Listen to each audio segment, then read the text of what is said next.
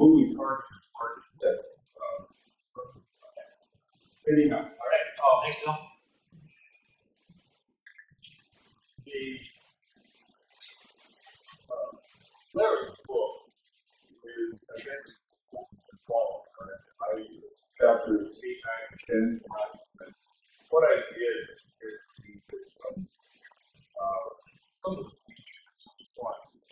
One of the things that happened to me about 10 years ago, I've been programming roughly for about 25 years. And a guy hired me out in Philadelphia named Jonathan Kay. And he had a program that was teaching firemen and administrators how to simulation for administrators. There were a lot of people for firemen, but nothing for firemen. He hired me as a family, and this guy had a doctorate in computer science at the University of Pennsylvania, so it would be useful. And he liked bigger pictures.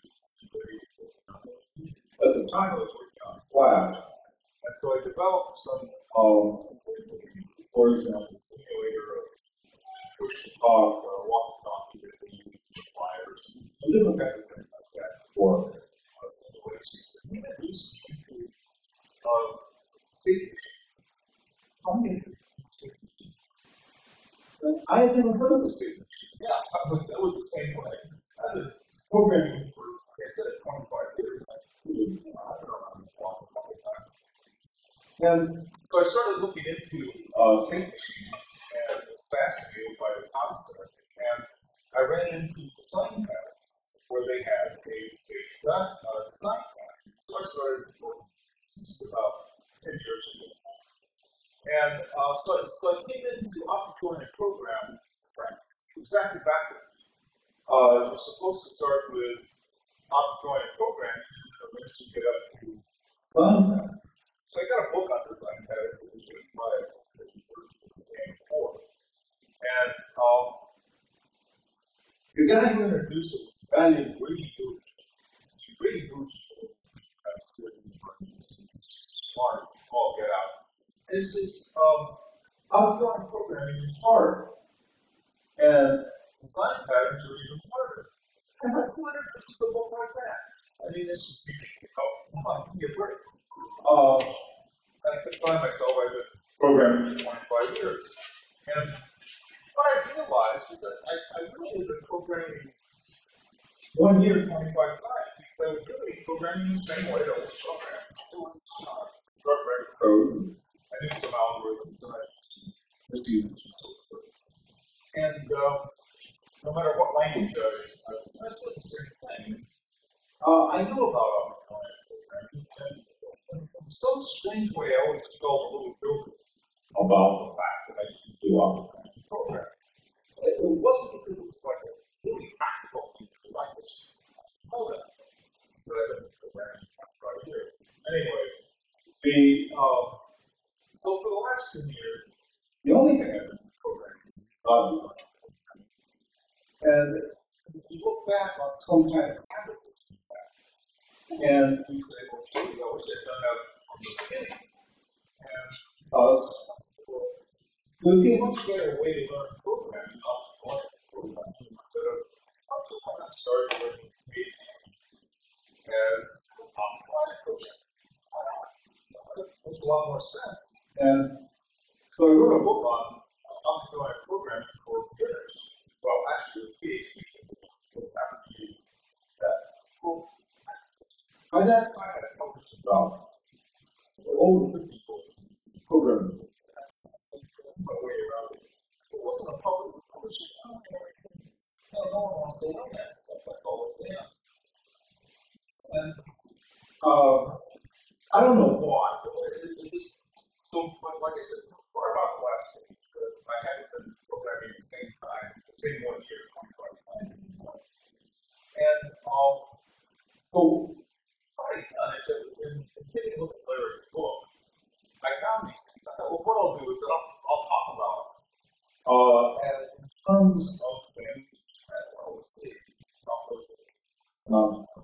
programming environment. Basically, within IT, among others, the pretty outside programs are the best idea. What we have to be doing is functional programming. I don't know, that's stuff functional programming. Well, so over the break, I took a course, one of the MOOC courses that Delta University had, a language called Haskell. And so, Haskell essentially is a likely hidden lambda calculus. A lot of people learn lambda calculus. And so I started having a discussion trying to know there's actually no reason that you could apply all your methods and optimize a program. And he agreed. It doesn't seem like, we have one of the others, another war between the best of the two. So, anyway, by way of background, that was how I approached chapter 2. So, what I'm going to talk about, and sort of like, I don't think there's programmers alive. There's a famous line that all programmers have. It goes like this. That's not the way I do it. I'm no different. I think I'll look at something. That's not the way I do it. Here's not the way I do it. And I was listening to the talk tonight on hashing and so forth. And now all I want to do is go out and hash stuff. Thanks a lot. And, you know, how would I put that into a method? How would I use my program? I really enjoyed that. This is the problem, is that there's so many things about programming about to enjoy it, to really have a good time. I would be probably considered to be a fairly irresponsible programmer in the sense that if I don't have fun with it, I must be doing something wrong. I have a lot of fun with it. It's sort of like something, it's almost like a Zen exercise when you really get into it. My wife was, what are you doing up to? And you're not programming, right? It's okay if you look at the form, but I don't want you programming until 3 o'clock in the morning. I have to hide my programming behind form. This is my website, www.php4adv. I had a former friend who was he and I used to work together, and his wife was a physician, and she's a cardiologist. And living in Hartford is, she wanted to go to a place that was sunshine all the time. So she went to Phoenix with him. And I lost a really good college, Blue State in Kentucky. And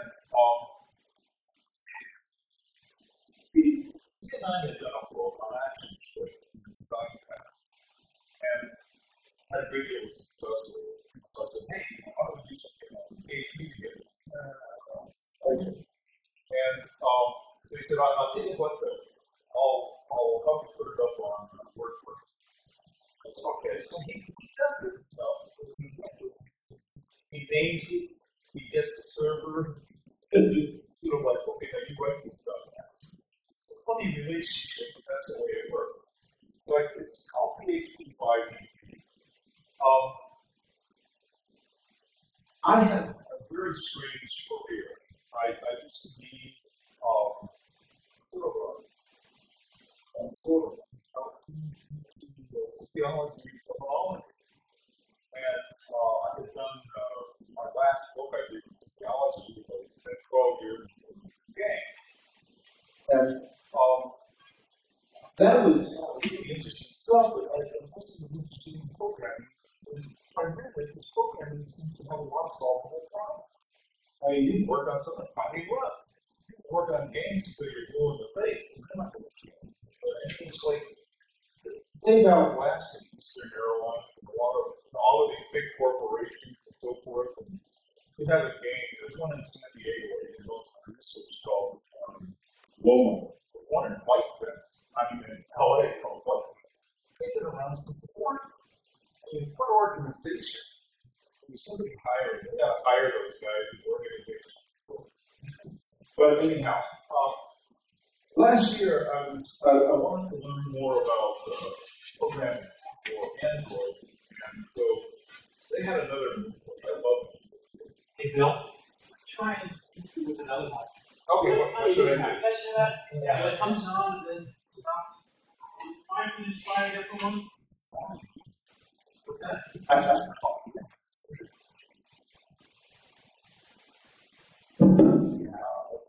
Yeah. So, okay.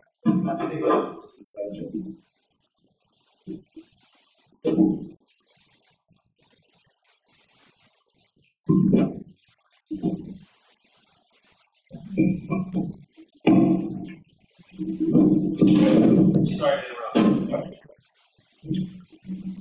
How's it? That's better. Yeah, it's hard for me to tell because, Oh, no, now it's gone. Now it's gone. oh, Yeah, I think you move up higher. up higher. Yeah. Okay. How's that? Okay.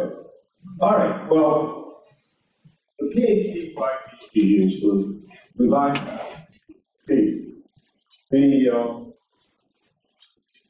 So hold on, let's give you a little bit of background. One of the funny things is being involved in both business and academic. As an academic, I think, all kinds of problems. And then people I know who are in business, and you're an academic. I'm in the rare position that nobody likes me, so bear with me as I go through this, because I have apparently the flaws of both, the advantage of neither. Okay.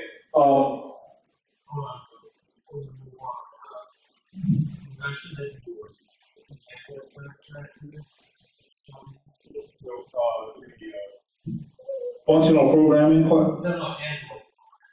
Oh, it's the one from. I started, I didn't finish it. It was part 4. But the guy teaching me was Michael Schmidt at the University of Vanderbilt. Now, the reason I mentioned it was that it turns out that he's apparently a big deal in computer science and so forth. But it's switched to degrees for sociology. That was the thing we got talking to. You know, it was sort of interesting. He said, design category, I didn't have a problem with this. I said, right, design category was hard. I still hard. Well, when we start to think about it, design category is simply about relationship to class. That's all sociologists do. Talk about relationship to class. So it makes sense to me that to live in a world of structure and how the structure works together. And so it was, he said, let's do it. It was like, oh, here we're really odd, you know. And I'll tell you the funny thing. I sort of fudged a little on when I really started programming. My first programming class was taught by a guy who just finished his doctorate at Harvard, Bernard. Anyway, this was back in the old punch card days. And, I was at UC Santa Barbara. Santa Barbara had a computer with a telephone line that went down to UCLA. And he'd type up the cards and shoot it down the line.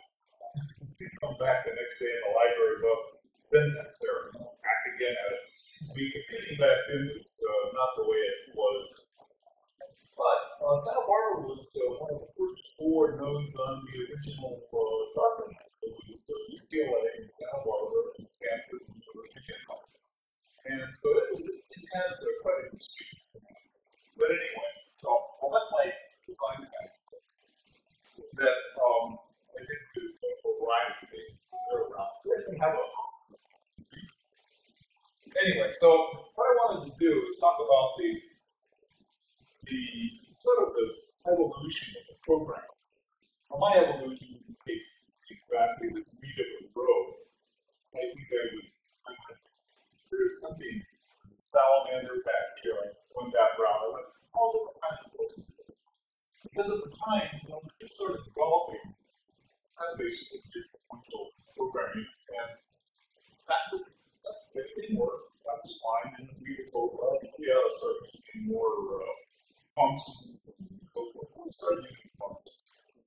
And then, of course, someone says, well, here's a better algorithm. Say about binary solutionality, that's the biggest thing in the world.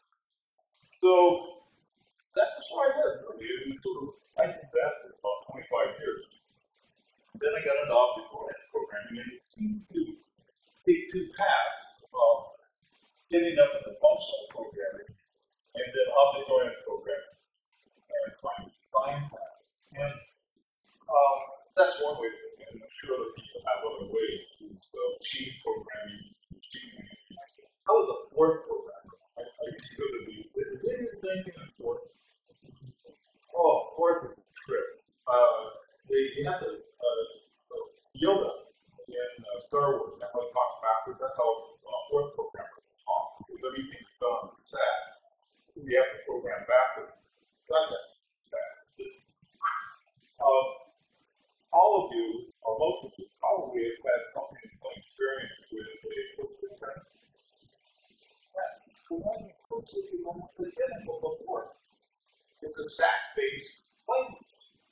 And but I always enjoyed being the dumbest guy I could be. I really have. I mean, then I didn't have to teach anybody. You didn't even have to learn something, and I always enjoyed that. And so, for 10 years, I used to go to this meeting at the General Dynamics in San Diego. Kind of things they're talking about. Well, usually when I programmed they always like to bash C. And we used Forth, and we got the computer on space shuttle. That was the kind of guys they were amazing, bright people. And so I finally ended up doing the newsletter form, writing the post. Because I was the first guy to do the laser print. Anyway, again, so there are all kinds of crazy ways you can go with the book. All right. Now, one of the things that the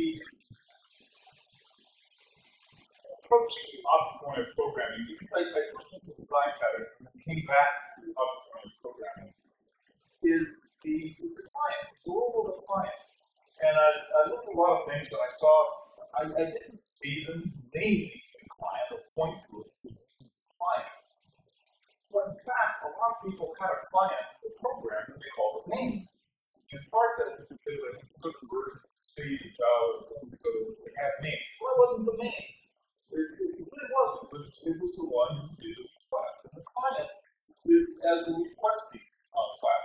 This is one example. This is called a prototype design pattern. By the way, prototype design pattern is often used. No, it's not prototype. It's proxy. Proxy is used for password protection. Basically, what the proxy does is send you down the garden path if you have the wrong password. Okay. Anyway, so what I did is that just plot everything up. So I said, I'm gonna show myself with a client. What is a client? It's a request. And who is the client in PHP? Well, it's HTML. HTML is what we have used input of some sort. So I have HTML, and then I would have it go to the client, and the client would then make the request to the program. To me, this was always the main part. This is the request over here. This is how I think about programming. So when I was looking at different kinds of programs and techniques, this is what I'm thinking about. This kind of model. Here it is in a simple sense. Is that with PHP, you have HTML to a form. The form then, all of my HTML forms call the client.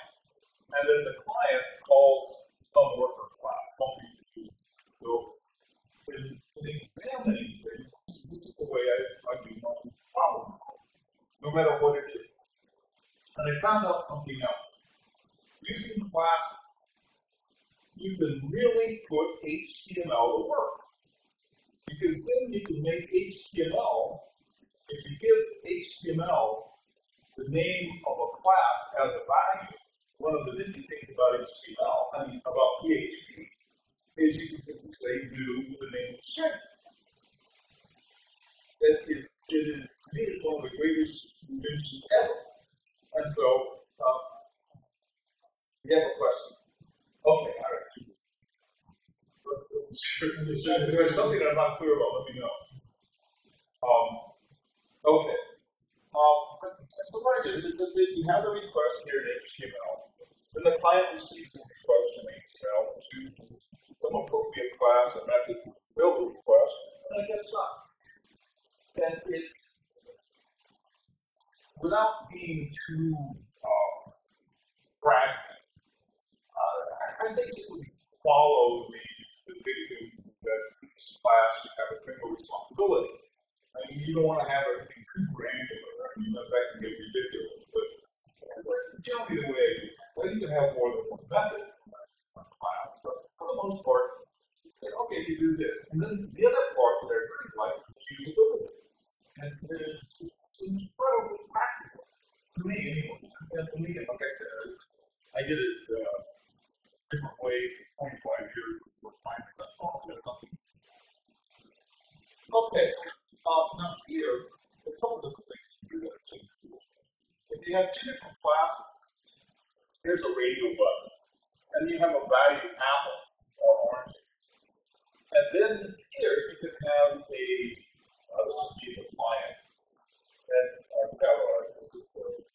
that's another thing too. I got another thing I don't know why somebody told me this.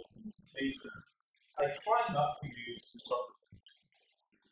And the reason is I can call a method, but that's what I want to do. And if I want to have different methods within a class that I want to call, it's not going to automatically do something I'm not going to use.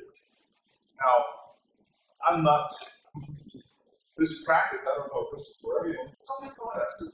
Yeah, it sounds like a pretty good idea. I call it a people, I can't do that. I'm worse than that, not the opposite. Oh yeah, I'll do that. That's probably the best thing to do too. Okay, so we have this, see we have a variable called group, and so we have this group equal post class. Now, what you're able to do this way is you can call as many different kinds of things as you want from a single, because when you fire off a function, the action goes to one class. So why not to a client? And then if you have the value passed here, and this is going to be your the name of your class that you're calling, and do that. And it's really a nice, easy way to program. But you've got this lazy bum, the HTML, who hasn't been pulling its weight. Why not have to do that? So I've been having to do that, and I found out it makes life a lot easier for me. Okay, same thing with method. You can do this. This is so neat. This should be over here. There's always something wrong with the equipment. So if I have a method, okay, and I have another some variable or something, and I have a value is the name of the method, and I can do the same thing here. I can grab it from the superglobal, put it into a variable, and then use this worker, okay, which is the name of the class, with this method. The method, all I have to do is put it in the curly braces. And so you can do a lot of things with not a whole lot of planning, and you can make HTML do a little more work for you, but not much. And you don't have to write as much code.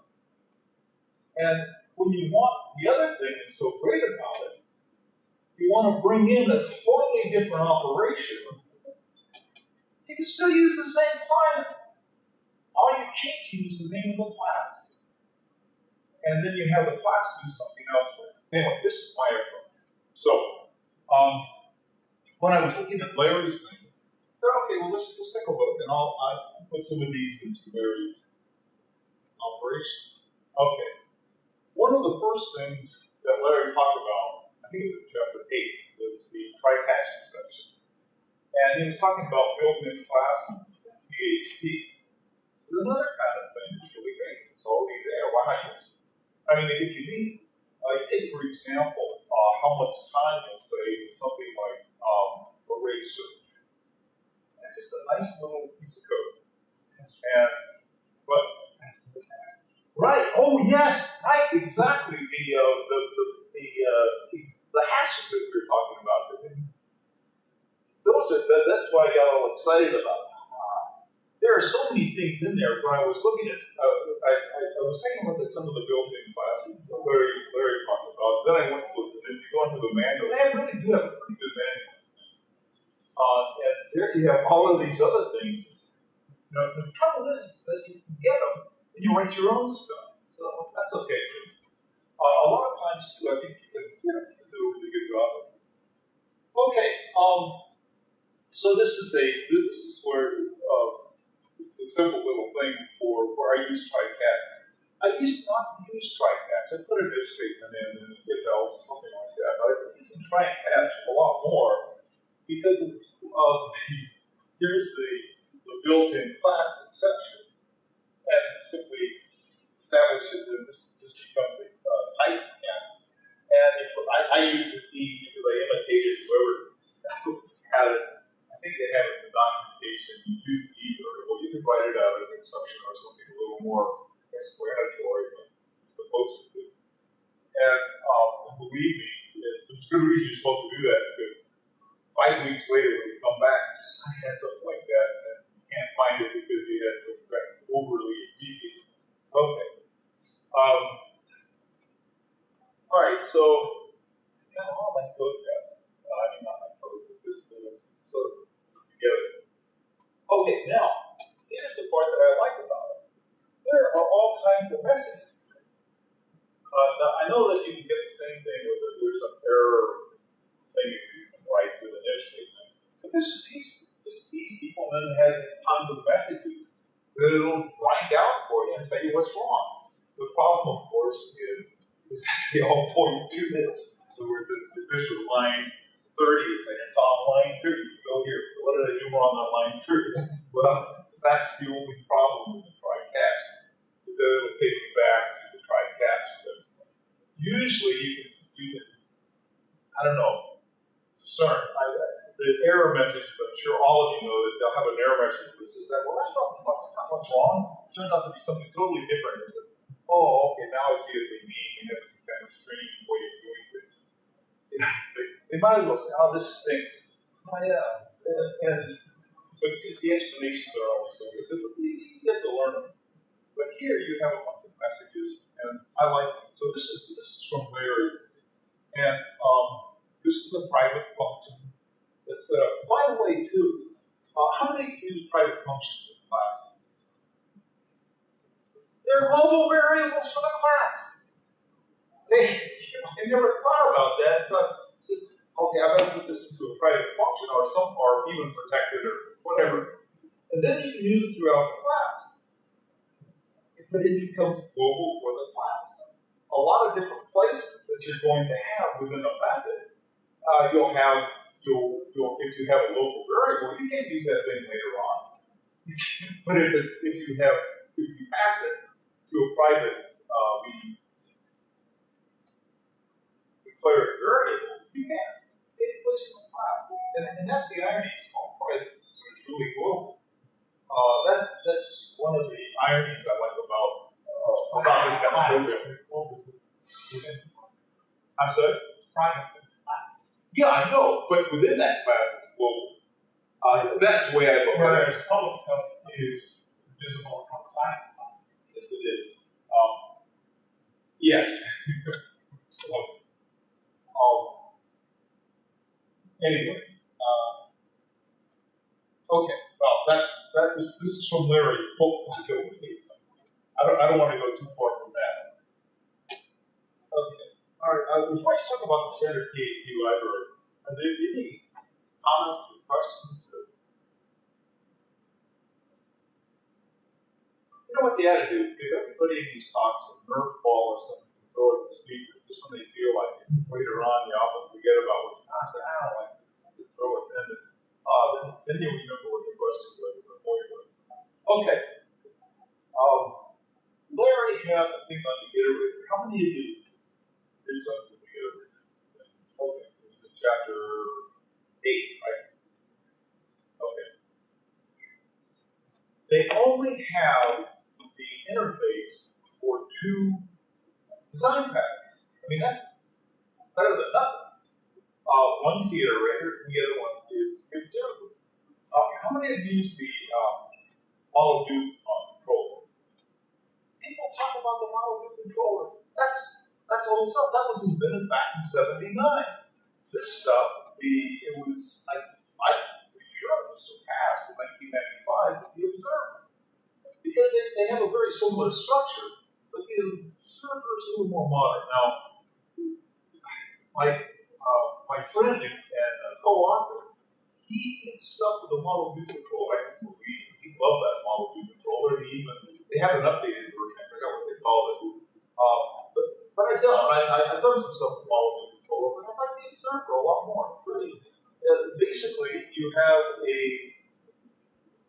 single subject that generates something for you, some information, source of information, and then you have observers. Now, the typical way that a lot of explanations of the observer pattern are given are sort of like subscribers to a newspaper.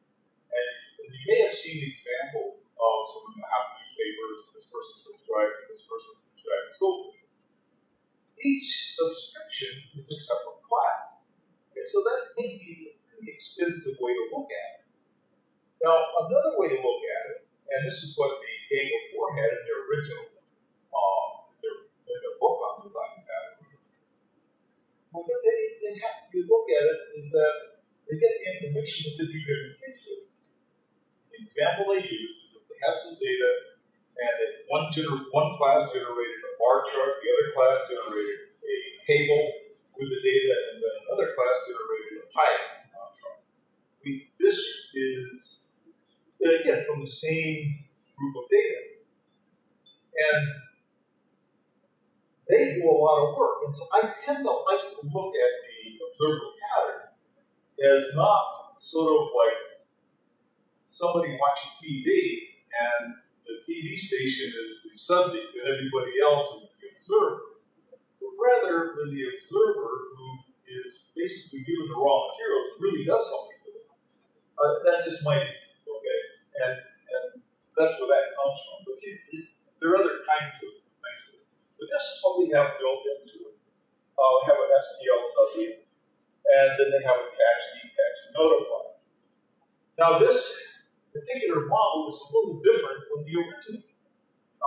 In the original, the subject is a very strange looking subject, and I think at least you have to make it into an abstract class, where you can have certain concrete elements like notify. And so what you do here, right here you have to implement notify, and all of these, in fact, have to be implemented here in your concrete subject because they're abstract. Okay? In the original, notify is not abstract, and so it cranks it up here. Then here you don't even see it as part of the content, but that's okay. I enjoy working with the more abstract it is, the better I like it, because that gives you total flexibility. I think one of the victims of design patterns is programmed through the interface, not the implementation. And so when you make these really big programs, as long as you follow the interface, you got it made. And you can do something without the terrible fear of what happens to everybody programmed beyond a few lines, is that things don't work. And then trying to fix a really complex program that doesn't work, then you're backing into all kinds of problems.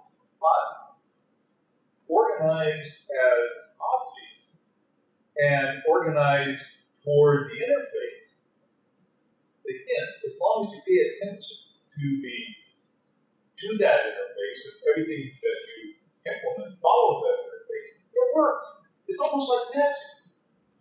Okay, well, this is the SPL standard PHP library, and to tell you the truth, I had never done it before. I had never, with this one, I'd written lots of observer patterns, but I had to use the document. And I sort of like this. This was a fun one to do. By the way, I put all of these on my blog. It's really a disreputable blog. I mean, it's not like that's pictures. Yeah, there you get that. Well, I tell you what. My next door neighbor used to work at O'Reilly when O'Reilly was just getting started. And he said, you know why they have all of those different animals? I said, yeah, they want to save them. It's copyright-free art. And so I thought, what a good idea. And so I thought, I want to get interesting people for my fitness book. I figured, okay, now, something done in the 1930s. So I got all this 1930, like Pulp Fiction, except with Pulp artwork. And I thought, these are fun people, a lot more fun. And instead of the women being bimbos are all programmers. And the guys, instead of being criminals, they're after code or something like that, which is a lot more fun than, the girlfriend on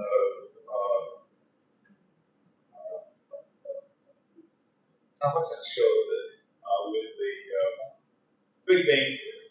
They have this one girlfriend who's a wonderful person, but she's such a stereotype, a negative stereotype of women in programming. And the women I've met in programming have been really interesting people. I mean, seriously interesting people.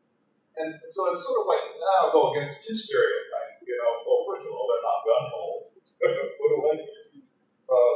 And the next thing I'm going to get is probably a letter from Mal calling me something awful, but I don't think that's what I have in mind at least. So, yeah, I'll go to that in a second. I'll show you real quickly an example of this. We have time. Okay. This is the implementation of the SPL subject. Now, the SPL subject, as you go back right here, is just have a catch, detach, and notify. Okay? And so all I had to do here is here's the attach, here's the detach, and then here's the notify. Now, this is really the most important thing because it doesn't matter which observer I put in, as long as the observer is happy with it. That's what I like about coding. It's programming through the interface. You're saying, okay, this is going to be an observer. Does it care? No, it care less. Any observer, as long as it's the correct observer, it'll work. And so if you want to make a change, or you want to reuse it, different observers, you can do that. And that's what I like about this kind of program. Now, Notify didn't have anything like it. This was basically a little move to go by and set them as observers.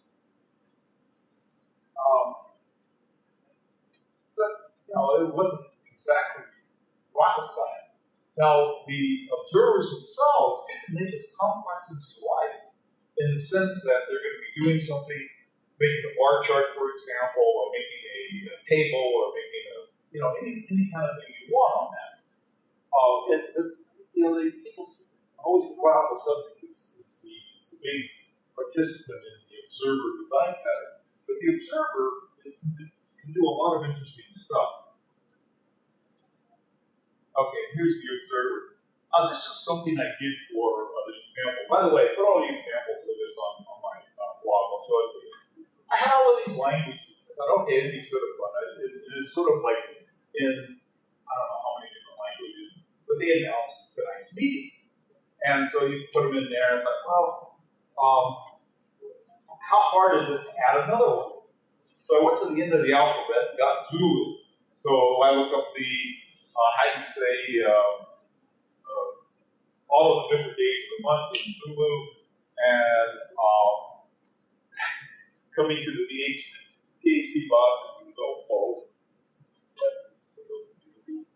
Now I'm glad that they finally recognized the language you like. It wasn't hard to do. And again, It was programming the interface and not the implementation. Because you don't have if you program the implementation, the chances of getting tangled up are a billion times greater, and you don't have a flexibility. Okay, now the CMS. Larry's CMS is a very sophisticated. Mine's not. My CMS, I did it with a bridge pattern. I had done it for last August, conference we had there. How many of you had the conference last August? That was a great conference. I enjoyed it tremendously. I went to the first one too. I enjoyed that as well. And so I thought, well, I'll make an announcement. Well, let's do something fun with it. I'll let people play around with it. At the time, what I had in mind was using the bridge pattern so that people could have different views for different devices. And the usual way to figure out the devices is a user agent. User agent says, okay, I know what you are, Mr. Writing, which means there's something that Microsoft has done. And most of give us a bigger hint. That's something. You're going to go to the jQuery mobile batch. I don't care what you are, you say, right? I'm not sure how to do that. I guess you have to go back and do something. Anyway, okay, well, here's what a bridge pattern looks like. Now, see this little thing in gray? That's the client. It's implied in the design pattern. And most of the design patterns will have a pattern. Basically, this is where you start. This is where you make requests from. Some are part of the pattern, and some are applied. If they're applied, they put them in that light gray. If they're part of it, they come up with these. By the way, all abstractions and interfaces are italicized. So anything up here that's italicized is to be implemented. So all of these operations. Well, this operation looks to be something else. But anyway, we'll get to that. So here, the idea was, okay, I'm gonna make using a bridge pattern. So I had a page, and the page was going to talk about the PHP conference that they had. And so that's the page, okay. But in the bridge pattern, the abstraction is simply an abstraction of what you're going to have as part of something you're building. And so I was saying, okay, well, I'll have a little page about the conference, and then the implementer is different ways you can implement taking that information. We'll do it with the device. Okay, this could be a desktop, this could be a tablet, this could be a phone. Now,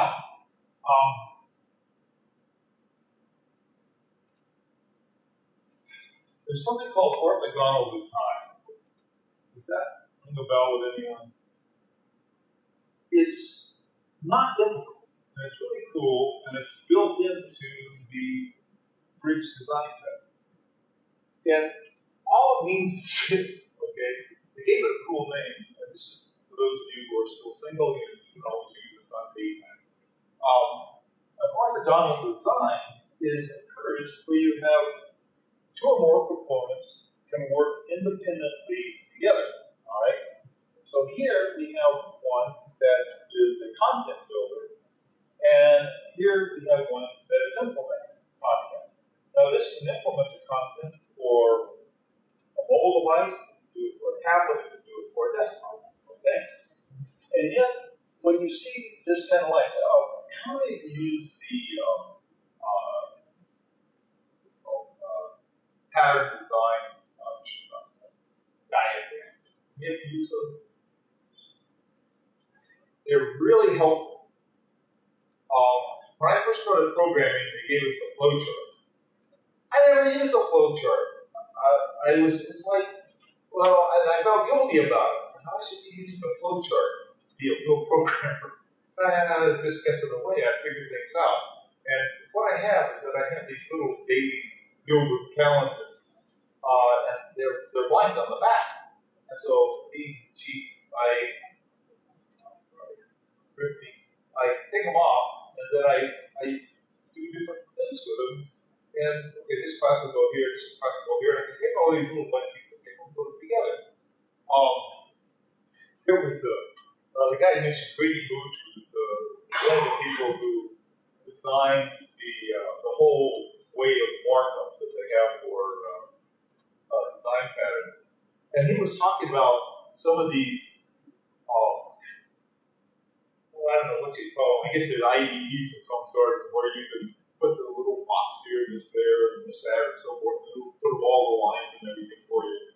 And he talks about that, and he says that their value is that they can take a terrible design very quickly and make it look good. And I thought, so I stick with the calendars and my pen. I think he was right. Now this is simple, really. This is the whole idea behind design pattern. So your orthogonal component then is here you have a building, and the little diamond on the end means that it's an aggregate, okay? And an aggregate relationship is that each one, they sort of share a lifetime together. When one dies, the other one does too. But yet you can have this with an orthogonal component, they can still work together. So this guy has different content, this guy implements it differently. So even though they're working together, they're working independently. That's what orthogonal component is where you set those up. And like here, this was built with the mobile one, was jQuery mobile, so this would implement it. And this was built with HTML5 and CSS3.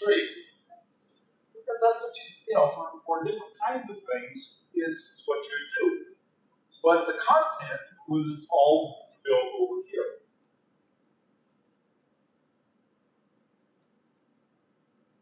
Okay. Again, this is talking about a bridge pattern with CMS. Now, here you have your user interface, your PHP, your HTML. Then you have a go to PHP, you store the contents, and then you have a PHP bridge structure. And with it, then you can have this is representing this would be a desktop, this would be a mobile phone. The input to tell you which one you want could either come from your input or it could come from something that says, okay, this is a usury telling you what type of device that they're looking at. And so this is how I look at, and again, going back to Larry, how I look at CMS. This is very sophisticated. Mine's not, okay, in terms of like putting it together, but it has the same idea, same concept. How many people use template method? This is another design pattern, and this is for the web service. Larry's web service was for figuring out where your URL was from. Didn't you guys have that? Listen, chapter. I'm telling Larry. Okay. That's where they got hang out. These guys, boy, nobody understands in school. Anyway, not me. I thought it was really good. And so what I did is I used a template method. The thing that's so neat about a template method, how many of you ever heard of the Hollywood principle? Okay, well, oh, my agent. This is what my agent Murray told me. Don't call us, we'll call you. Anyway, the template method is an example of that. And it is one of the simplest, very easy to implement design pattern. It is just incredibly cool. Okay? The way it works is like this, is that here you have an abstract class. Your template method is concrete. Okay? But it's concrete with abstract methods. Okay?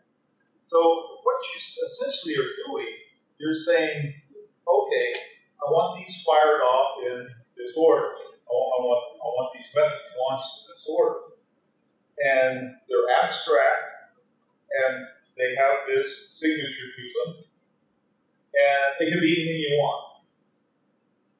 going to call them, right here, they just call it primitive operation 1 or primitive operation 2. Okay, so now here you have a concrete class. These two are implemented, okay, from the abstract. And so what you do is that when you all you got to do is say, okay, template method, and whack, whack, whack. Whatever order they're in and whatever context they're in, they'll fire it off. Your friends will be amazed. Thomas, this is a great, it's just sort of a neat one. The practicality of it. That's sort of like a generic algorithm. I'm sorry? That's sort of like a generic algorithm. The template method is implement the binary search or some generic algorithm like that.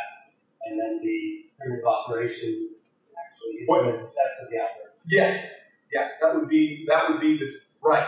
Well, what you do, you set up with a method, you set up the steps. So I don't care what you put in them. I don't want to know. I just want them in this order. Okay? Now, what it does, though, is that it demonstrates where your parent class does the call. These guys are implemented, but it is effectively called by the parent class. And that's where the Hollywood principle comes in. All right? Yeah. Don't have the child call the parent calls the child. That's why they call it the Hollywood. Don't call it, we'll call you. And like I said, so I had a lot of fun with this because, let me see if I can. Yeah, here's the for iLocator. This is using that little thing that Larry had, which is a neat little view. This is the abstract class. Okay. Here I put in some protected properties, including something I call a package array. Remember that Larry had all of those different, using that web service, they would come up with all of this different information that would be generated from the web service. You guys didn't do your homework, I forgot. Okay, well that's what happens. And it's really cool because it'll tell you, everything about it. Who's going to win the World Series? It's really a nice web service. Okay, so what you have here with the template method is that it's a protected function template method. This is all part of the template. All part of the abstract class.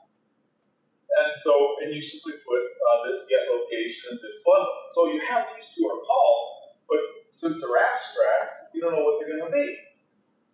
And they can be different things depending on what you need them to do.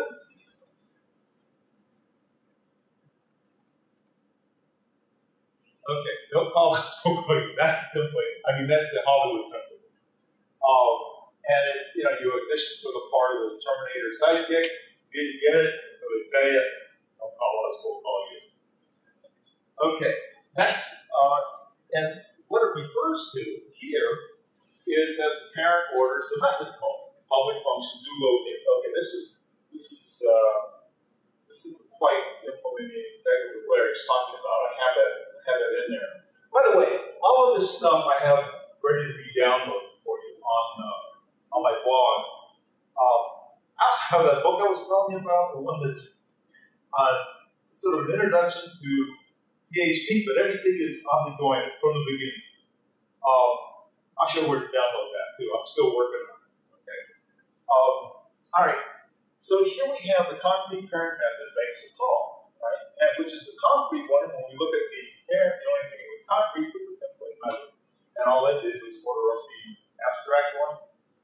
The implementation of it. Here's the implementation code, and you have your bundle, and this is implementation code. Implementation there. Okay. Now, this is all from Larry's book. Okay. This is the whole thing he was talking about. And so I put it into this little protected function called get location. And it's from the web service called free TOIP. So I just took Larry's code, popped it in there, and it's one of the two functions in the template method, and it'll just take it out and do it. All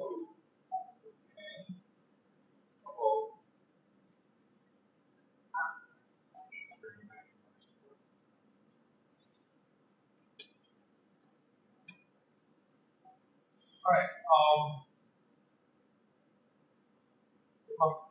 How am I doing on time? I got a couple minutes. Boy, I will. No, I think if anyone has any questions to ask. Here's the reading. You guys are awful. Come on, you're advanced. And you're old. So come on, I'm not as old as I am, but I mean, sort of old. You're young old, but you have no questions. Why? Well, I didn't read the book. I don't even own the book. I just decided to come see what this was like.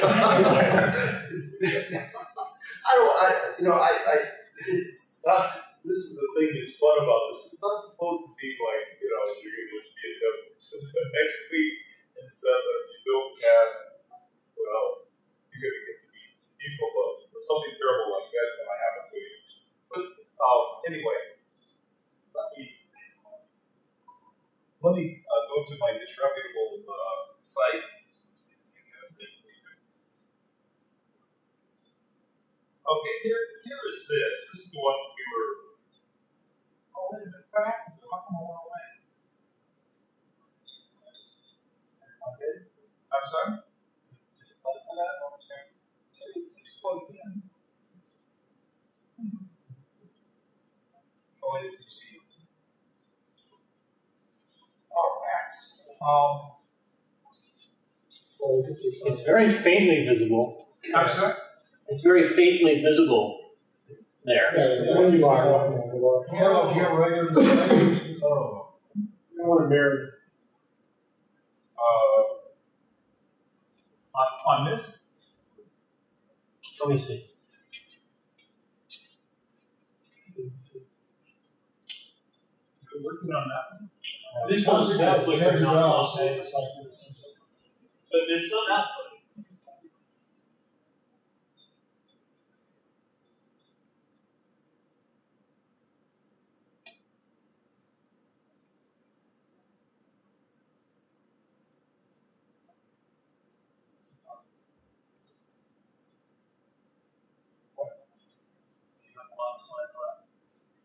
Oh, no, I'm finished with the slides.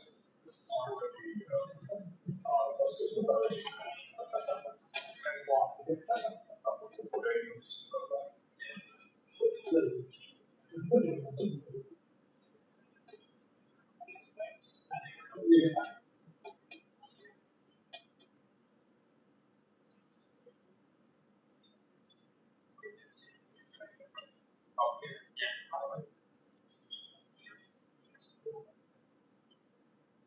oh, there it is. Oh, great, okay.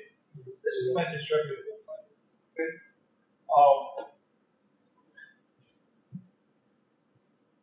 I have this is my blog.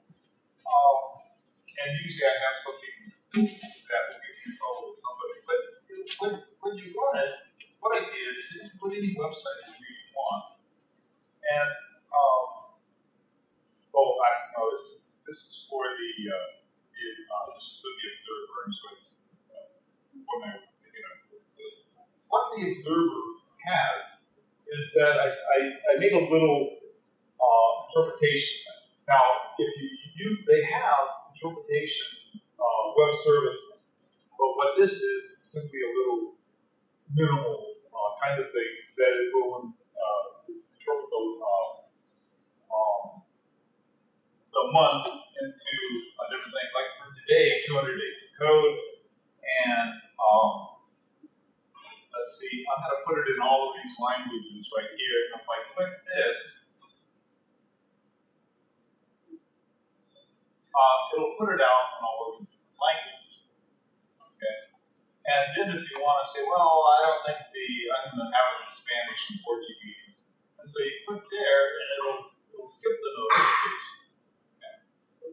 So it's the code that I used was, this is this was the one that we were just looking at in terms of the observer. Let me go back to the setup. And this was all done with the observer. Okay? And the observers in this case, I gave them a job. And their job was to interpret it in these different languages. Rather than having the observers like, they get a newspaper and are reading the paper. And I think this was the intention of the observer, wasn't to have the observer do nothing, but rather have the observer really be involved in doing something. And so I gave him a job. It wasn't a big job, but it was a job. And if this were using a web service that did interpretation, then each one would have a little more to do. Let's take a look at some of the others that this is really unique. I love this thing over here. Okay. Let's get it down to. Okay. Now this is another one that was. This uses the template method. Okay. And when I pop that, now this is my URL. Somebody give me their own website. Just give me a URL, and it better be. I don't want Rumble Stillskin cats or something like that. Just something simple. It's got a URL. Miles.org. Number 3. URL .org. Is that in Detroit? Yeah. Okay. Okay. Same thing. That's good. All right. 3mile.org. Okay. Let's see where that's located. If it doesn't work, it was Larry's code. Okay. All right, so let's see what happens here. Okay, now it says New Jersey. Right, it's like that. So, I know, right? the servers in Europe. Your place got hijacked. But it'll tell you where, and it'll give you the city and so forth of where the hosting service is. Okay, and this is the kind of thing. There are all kinds of uses you can have, but you can get some idea of your site, but only so much because they're going to be located. A lot of people can be located in the same place. They could live in, Squashdog, Mississippi, or someplace that shows New York, New York. So you have no way of knowing. But it's sort of a little thing. And like I said, this is the one that this is from Larry's. You guys have a lot of interesting stuff in that book. Okay, let's take a look at another one. Okay, this was the announcement of the PHP 200 days of code, and I can change the title to something else. I'll change it to when's the PHP conference? August. Okay. All right. So what I'm going to do is I'll go to my little thing up here, my little calendar, and I'll go to August. Okay. Do you know what August date? 17. Okay. I think sounds right. The 17th. Okay. All right. So put in, and that's called the NEPHP conference. Okay. Now, unfortunately, it will not interpret that, but it will give you the. This is sort of funny looking at this conference. Is that right? Close enough. Okay.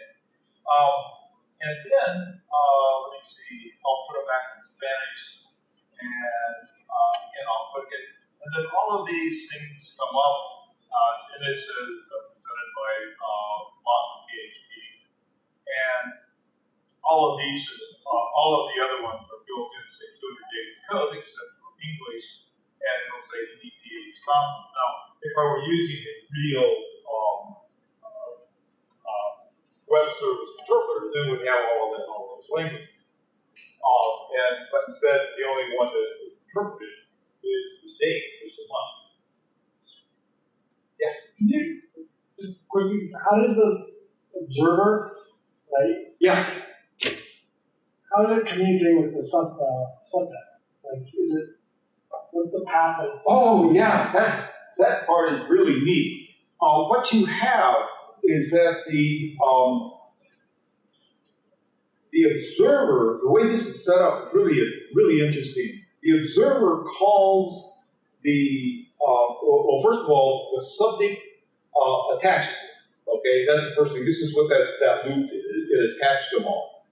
Then the observer calls let me see. Subject calls the observer. I'm sorry? Subject calls the observer. I know, but the way it does it is really strange. You're right. And then when that happens, well, it has something called the notify. It shoots out the notify, and the notify does something weird, like calls the observer, says, "Hey, I made a change," and then it calls it back. It's something like that. Let me. Passes this as an argument. Yeah, but all of the code is here. Let me pick up the code for you real quick. Yeah. Time. Okay. Oh, you're sorry, about guys. just a few more minutes. I'm sorry. Just a few more minutes. Okay. If you why don't I take some more questions? Listen, all of the code you can download the code. All of the code you can download on this. I put it in two packages. One button says play. The other one says download, and it explains it all how it's set up and everything. But it's not quite the way I thought it is, but it sort of does like I'll call you, and then it says call me to tell you to call me, something like that. It's a really interesting way that the pattern is set up, and but it's all there for you in code for all the ones we talked about tonight. So they're on the disreputable website called php4adv. Okay. Any other questions? I know you guys have it. All right. Well, thank you very much. Great, thanks. Thanks, Bill. We've got cookies and brownies over in the other room. I'm not sure if they're finished up yet, but